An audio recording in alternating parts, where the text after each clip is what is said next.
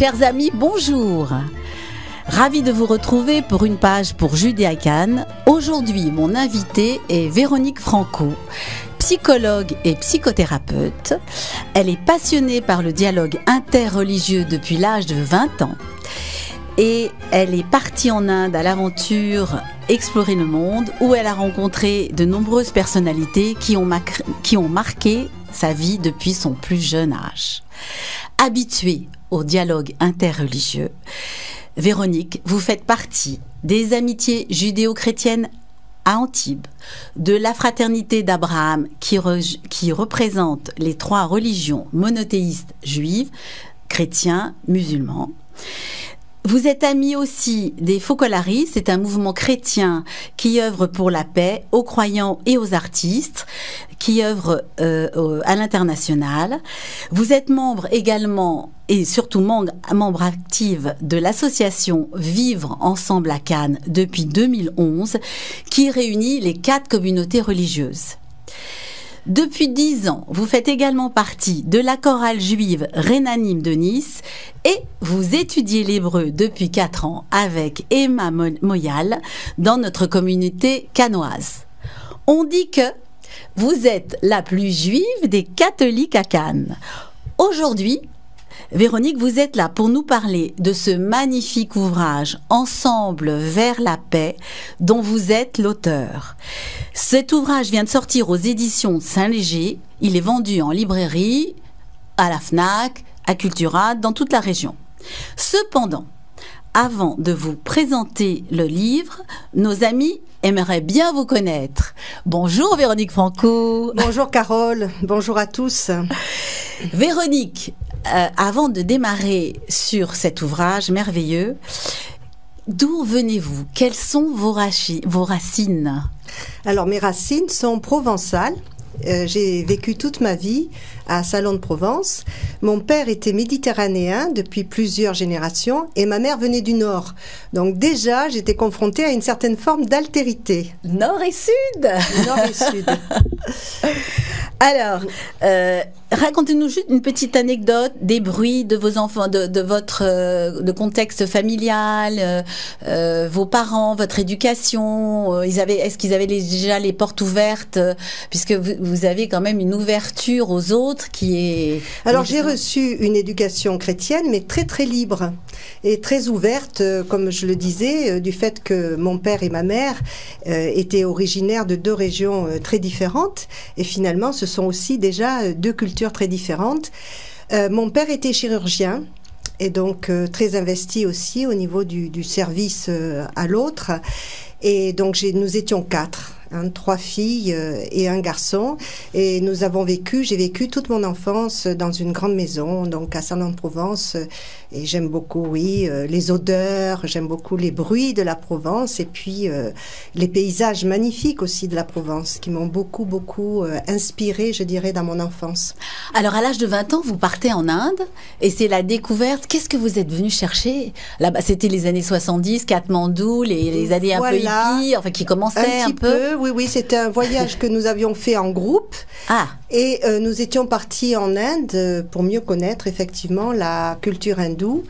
Et là, c'est là où j'ai rencontré cette femme tout à fait extraordinaire, cette grande mystique hindoue, Mahananda Mayi, qui est peut-être peu connue en France et en Europe, mais qui était extrêmement connue en Inde et qui a eu, je dirais, un rayonnement extraordinaire. On pense que c'est une des plus grandes sages de l'Inde, et même le Mahatma Gandhi est venu la rencontrer pour avoir sa bénédiction, son darshan. Donc c'était vraiment une femme tout à fait exceptionnelle.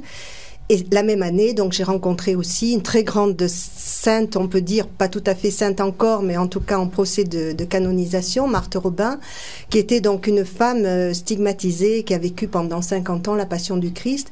Et j'ai trouvé ces 2 femmes qui étaient dans 2 cultures aussi différentes que soit l'hindouisme et le christianisme, très semblables. Qui se rejoignaient. Et c'est pour ça que j'ai appelé mon livre Visage de l'amour, parce que c'était vraiment 2 visages de l'amour et de la paix aussi. Mais c'est là où nous allons introduire justement ce livre, Ensemble vers la paix. Qu'est-ce qui vous a amené à écrire ce livre? cet ouvrage? Alors je dirais d'abord mon parcours, dont j'ai parlé déjà à 20 ans, la découverte de cette culture tellement différente et tellement proche aussi. Donc je me suis rendu compte qu'il y avait vraiment une universalité de l'âme humaine dans une très grande diversité. C'est d'ailleurs un des propos du livre, de bien montrer que l'unité, c'est pas l'uniformité, mais que c'est comme l'arc-en-ciel, c'est-à-dire que chaque culture a sa couleur et que son enrichissement.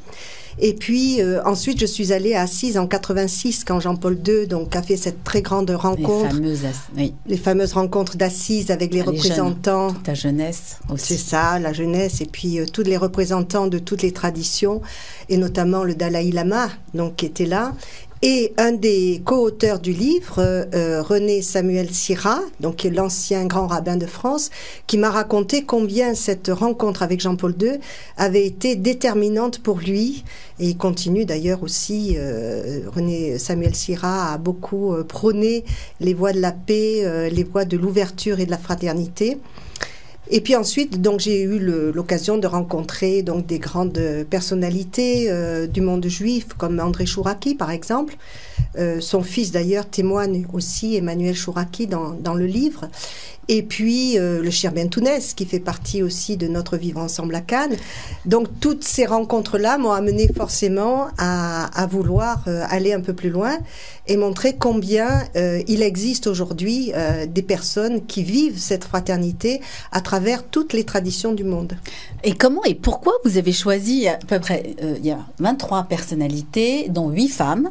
Comment vous les avez sélectionnées, choisies? Comment ça s'est passé? Quel a été l'accueil? Est-ce que les gens étaient ouverts, favorables, ou ils vous ont dit mais c'est complètement utopique, ça n'existe pas, ou ça peut exister, c'est tout à fait d'actualité? Alors vous savez, c'est comme la pelote de laine, hein, quand on tire le fil d'Ariane, fil d'Ariane. On arrive petit à petit à avoir tous les autres fils.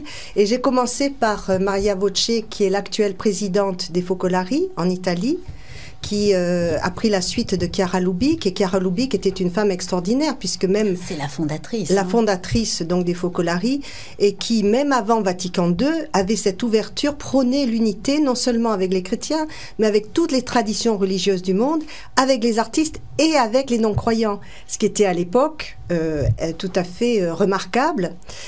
Et puis,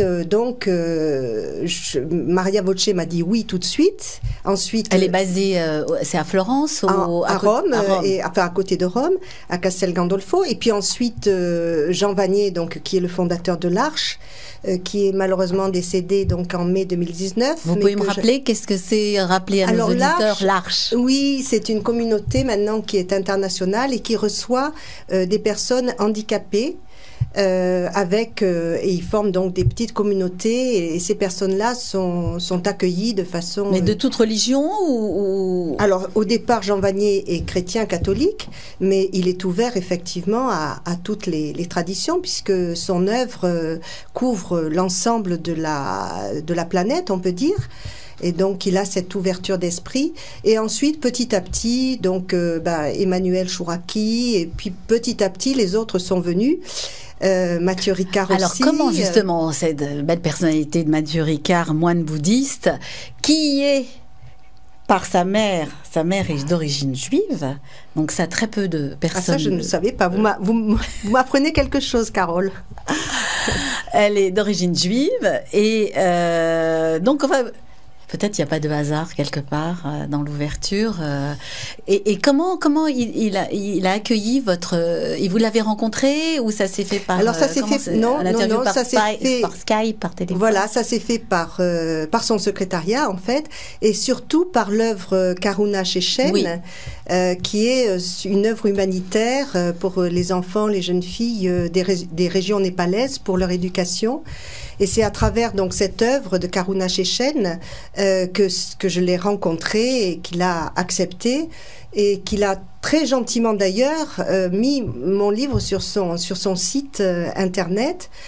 Voilà, et parce que je voulais justement que les personnes que j'allais interviewer sur la paix soient des personnes qui non seulement parlent de la paix, parce que des conférences sur la paix, on en a eu, on en a encore tout le temps, enfin, mais qui soient acteurs. Mais qui soient acteurs, c'est-à-dire qui disent, qui font ce qu'ils disent. C'est pas seulement des paroles, mais aussi des actes. Et donc, pratiquement toutes les personnes que j'ai interviewées ont une œuvre pour la paix ou pour l'éducation, ou en tout cas pour la fraternité. Je crois que Mathieu Ricard, il aide à peu près 600 000 familles, c'est ça, hein, dans le 600 000 familles indiennes, népalaises. C'est ça, dans toutes les régions tibétaines, népalaises, tout à fait, pour leur éducation essentiellement. Et le développement aussi, le développement économique aussi de ces populations. Et il a écrit énormément de livres sur le plaidoyer pour l'altruisme. Enfin, c'est quelqu'un qui aime son prochain et qui le dit et qui fait ce qu'il dit. Qui fait ce qu'il dit ce qu'il fait. Père Vladimir, le grand-père Père Vladimir des moines de l'Airain, c'est un grand personnage également. Lui, il fait partie d'un membre fondateur plus facile, oui, puisqu'il fait partie du Vivre Ensemble à Cannes. C'est ça, du Vivre Ensemble à Cannes. Il n'est pas très loin de chez nous, donc dans ce monastère cistercien. Et lui aussi, la communauté est très très ouverte. Ils reçoivent les communautés soufis, ils reçoivent des moines bouddhistes. Il est très très ouvert aussi au dialogue interreligieux. Donc c'était, je dirais, assez facile de pouvoir lui demander de participer à cet ouvrage. Est-ce que vous avez appris quelque chose que vous ignorez avec lui, par rapport à cet ensemble vers la paix? J'ai pas été très surprise, je dirais, de ce qu'il a pu dire, puisque je le connaissais les prochaines assez actions. Bien. Voilà. Par contre, j'ai trouvé des ressemblances assez inattendues. Par exemple, on parlait de Mathieu Ricard, entre Mathieu Ricard et le grand rabbin René Samuel Sira à propos de la miséricorde, puisque une des questions que je pose, c'est est-ce que la miséricorde et le pardon sont un passage obligé pour la réconciliation et pour la paix? Eh bien, j'ai été étonnée de voir que tous les deux disent ça n'est pas suffisant. Il faut qu'il y ait repentir, il faut qu'il y ait justice et il faut qu'il y ait réparation. Autrement dit, la paix, ça n'est pas quelque chose de facile. Il faut que la paix soit aussi chevillée au corps avec la vérité et avec la nécessaire justice et réparation. Et j'ai trouvé ça... Juste réparation avec pardon, parce que... Avec pardon, tout à fait. Avec pardon. C'est très important, le pardon, avec tout ce qui s'est passé. Reconnaissance, c'est ça, de la vérité des faits. Et on le voit combien c'est important au niveau personnel, mais on le voit aussi combien c'est important au niveau des pays et aussi des conflits, des grands conflits. On voit par exemple combien le geste du pape Jean-Paul II au mur de Jérusalem en l'an 2000, enfin, au bout de 20 siècles, a réouvert les portes avec nos frères juifs. Et ça a été un geste, j'allais dire, qui était indispensable, qui a mis beaucoup de temps à venir. 20 siècles, c'est quand même très long, mais qui était absolument nécessaire pour réouvrir cette fraternité entre nous. Comme quoi l'espoir fait vivre et que beaucoup de choses peuvent arriver. Comme quoi c'est possible. Comme quoi c'est possible. Comme quoi c'est possible. Vous avez aussi interviewé le Shir Bentounès. Oui. Qu'est-ce qu'on peut en dire? Lui, c'est un membre fondateur. C'est lui qui a créé le mouvement des scouts musulmans. Tout à fait. Qui a une ONG Aïssa International qui est reconnue à l'ONU et qui a permis qu'une journée internationale du vivre ensemble en paix soit décrétée à l'unanimité des pays, des 193 pays de l'ONU depuis 2 ans, donc tous les 16 mai. A lieu cette journée internationale du vivre ensemble en paix. En plein festival de Cannes. En plein festival de Cannes, tout à fait. Et qu'est-ce qu'on a fait l'année dernière? Il y a eu des colloques. Oui, tout à fait. Il y a eu une manifestation ici à Cannes, mais un peu partout dans le monde d'ailleurs, dans les grandes capitales du monde. Ça a été assez peu relayé par les médias, qui préfèrent aujourd'hui relayer plutôt les conflits, les guerres, que ce genre d'initiative pour la paix. mais ça a été vraiment très célébré un peu partout dans le monde. Alors aussi, vous avez interviewé le petit-fils de Mahatma Gandhi, qui est moins connu de nos auditeurs ou des lecteurs. Oui.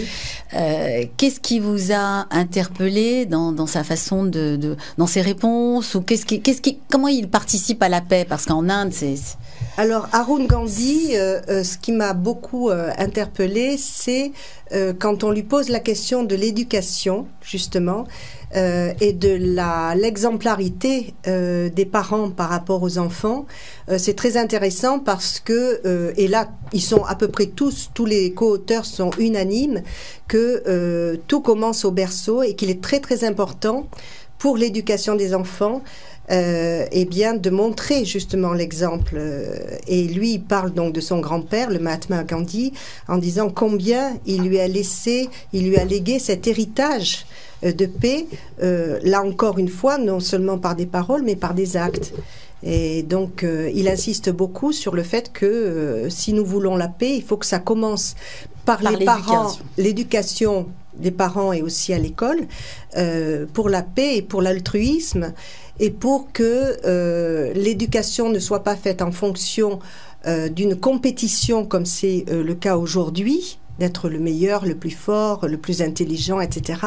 Mais déjà tout petit, d'une complémentarité et d'une participation et d'une ouverture à l'autre. Vivre ensemble. Mais tout à fait. Commence la méditation dans certaines écoles dans les alentours. Méditation, yoga, cours de philosophie créés par Frédéric Lenoir avec l'association Sève. Donc ça vient doucement, et les enfants, dès l'âge de 3, 4, 5 ans, en maternelle, ils ont des séances un petit peu de méditation, de tranquillité, parce qu'ils sont très excités aujourd'hui, avec tout le monde extérieur, des vidéos, des tablettes, téléphones, des écrans. Oui. Et donc, d'ailleurs, Emmanuel... Parents, soyez vigilants avec vos enfants, les petits, ça commence tout petit. Oui, Emmanuel Chouraki a une formule que je trouve qui est très synthétique. Il dit « Je n'ai jamais vu de bébé violent ». Et on sait combien les premières années, moi qui suis psychologue, je sais combien les premières années sont très très importantes avec les enfants. Alors, il y a aussi quelques femmes, dont une que je ne connais pas, qui est Anat Ben David. Qui est cette personne que vous avez interviewée, qui est mariée, mère de 3 enfants, thérapeute homéopathe? Elle vit à Jérusalem. Et pourquoi l'avoir choisie? Alors, je l'ai choisie parce que je l'ai rencontrée. Je l'ai rencontrée à Jérusalem. Et donc, c'est une femme qui fait partie de Women Wage Peace, qui est une association pour la paix entre femmes israéliennes juives et palestiniennes. Où elle milite toutes les semaines, c'est ça? Elle milite toutes les semaines pour la paix. Et elles vont, donc un petit groupe de ce mouvement va toutes les semaines à la Knesset pour demander justement la paix et pour intervenir, pour faire avancer les voies de la paix. Donc c'est vraiment, je trouve que ces femmes sont vraiment extraordinaires. Et évidemment, elles ont vécu tous les conflits, elles ont vécu tout ce qui s'est passé en Israël et dans les territoires occupés. Et elles disent que la paix viendra évidemment aussi par les femmes, puisque c'est elles qui éduquent les enfants. Et c'est elles qui sont porteuses aujourd'hui. Et c'est elles qui sont porteuses de la vie aussi. De la vie. Et vous parlez, enfin, il y avait une question au départ au niveau de la violence. Beaucoup ont parlé de la violence, puisque qui dit paix, on associe aussi... Tout à fait, avec la violence, oui. Ce que je voulais, c'était de montrer que ça n'est pas un livre utopique sur la paix, mais on part effectivement de la situation actuelle dans le monde, qui est une situation quand même aussi encore très violente. Bien que les massacres du XXe siècle aient été épouvantablement nombreux et destructeurs en termes de vie, en termes de génocide, la Shoah, enfin, qu'on connaît moins aujourd'hui, mais cependant, il y a énormément de conflits, évidemment, dans le monde. Et donc, la première question est sur la violence actuelle. Que pensez-vous de la violence actuelle ? Et elle dit qu'en tant qu'israélienne et militante de la paix signifie d'abord vivre en paix entre différents groupes en Israël et en Palestine. Donc c'est vivre en paix en tant qu'être humain et non pas en tant que groupe. Voilà. Oui, alors il y a les deux parce que la plupart des personnes auxquelles on pose la question, est-ce que pour vous la paix est simplement une absence de guerre? D'ailleurs, Anat le dit, c'est-à-dire qu'au départ, elle dit oui, c'est une absence de guerre, mais elle va un peu plus loin après en disant, mais c'est tout un travail de réconciliation d'abord avec soi-même. Avec soi-même, voilà. Et je pense que tous sont d'accord pour dire que la paix, ça commence par soi, parce que nous avons tous en nous des pulsions de vie, mais des pulsions de destruction et de violence aussi. Et donc la paix, c'est un long travail, je dirais, au quotidien. C'est un chemin de vie au quotidien. C'est un chemin de vie au quotidien, tout à fait. Donc déjà, parce qu'on parle donc de vivre en paix, de souffrance, donc guérison, déjà... s'accepter soi-même s'accepter soi-même et reconnaître que soi-même on n'est pas parfait et que effectivement on a tout un chemin de libération, de passage par la mer Rouge, je dirais, qui est aussi très jolie métaphore. Un passage par une forme de libération pour advenir petit à petit à une paix avec soi-même, une réconciliation avec soi-même, une guérison aussi, vous avez raison, et pour pouvoir justement être en paix avec l'autre. Ça, vous disiez dans la préparation de notre interview qu'il y a un chemin personnel, un travail de toute une vie, un chemin de paix. Cela nous renvoie à nos propres blessures, de tout ce que nous vivons dans les premières années de la vie. Donc il y a un travail sur soi à faire au quotidien. Bien sûr. Et être conscient de ses émotions. Oui, c'est pas tout à fait. Évident. Alors, aussi. Un qui insiste énormément dans le dialogue interreligieux et dans les voies de la paix sur les émotions, c'est Jean Vanier qui parle beaucoup de la peur. Voilà. Et il dit que ce qui aujourd'hui nous amène à couper les ponts, et il reprend l'expression qu'il nous faut mettre des ponts plutôt que de dresser des murs, c'est la peur, c'est essentiellement la peur. La peur, l'ignorance, la non-connaissance. La non-connaissance, la peur fait qu'on ne va pas forcément vers l'autre qu'on croit très très différent de nous, alors que, comme je le disais au début, il y a quand même une universalité de l'âme humaine. Et donc c'est la peur qui nous empêche d'aller vers l'autre, donc d'établir des ponts, c'est la première des choses, par l'amitié, et ensuite de faire un travail de connaissance qui n'est pas donné au départ, parce que nous avons besoin aussi de sortir, comme vous dites, de notre ignorance. Donc tout à fait, la peur et l'ignorance qui sont effectivement les deux fléaux, on peut dire, de notre humanité. Alors, est-ce qu'on peut... il nous reste quelques minutes. Quelle est la place de l'éducation et de la famille dans l'évolution d'un monde plus responsable et plus humain? Bon, vous aviez dit que la paix commence au berceau, mais qu'est-ce qu'on pourrait aujourd'hui transmettre? Que souhaitez-vous aujourd'hui transmettre à la jeunesse au niveau d'éducation, à la paix? Comment transmettre aux jeunes le désir et la nécessité de paix? Alors oui, je ne sais pas s'il y a à transmettre quelque chose d'autre que ce que nous sommes nous-mêmes montrer tout à fait. Je parlais de l'exemple tout à l'heure. J'aime beaucoup Maria Voce qui parle des jeunes en disant qu'elle a énormément confiance dans les jeunes d'aujourd'hui. Parce que, bon, vous avez parlé tout à l'heure de cette forme de difficulté à être concentré, d'être trop sur les écrans, les réseaux sociaux, etc. Mais en même temps, les jeunes d'aujourd'hui sont des citoyens du monde. C'est-à-dire qu'ils n'ont pas peur de prendre leur sac à dos et de partir à l'autre bout du monde, de voyager. Voilà. Et il y a peut-être, chez les jeunes, une grande espérance à avoir pour notre avenir, parce que et d'un, ils sont ouverts à toutes les autres cultures, de par les voyages qu'ils font assez facilement. Et d'autre part, ils sont très préoccupés par le sort de la planète. Et ça, c'est quelque chose aussi de très important dans les voies de la paix. C'est que la planète aujourd'hui est en train de nous montrer quelque chose, de montrer à l'être humain que l'être humain n'est pas tout puissant. Qu'on a pu exploiter effectivement l'homme et qu'on l'exploite encore beaucoup aujourd'hui, mais qu'on n'arrivera pas à continuer à détruire notre si belle planète. Et je crois qu'il y a en écho finalement, la planète est en train de montrer à l'homme qu'il faut qu'il change d'attitude. Et c'est pas seulement sauver la planète, mais il faut sauver aussi l'être humain, l'âme de l'être humain.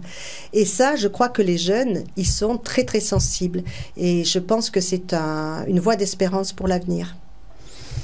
Très belle.